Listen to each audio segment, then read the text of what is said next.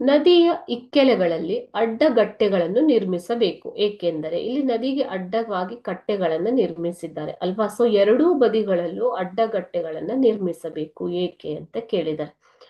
Options ನೋಡೋಣ. Option A ಕಡಲ ಕೊರೆತ ತಪ್ಪಿಸಲು, ಆಪ್ಷನ್ ಬಿ ಪ್ರವಾಹ ನಿಯಂತ್ರಿಸಲು, ಆಪ್ಷನ್ ಸಿ ಭೂಕಂಪ ತಪ್ಪಿಸಲು, ಆಪ್ಷನ್ ಡಿ ಭೂಕುಸಿತ ತಪ್ಪಿಸಲು.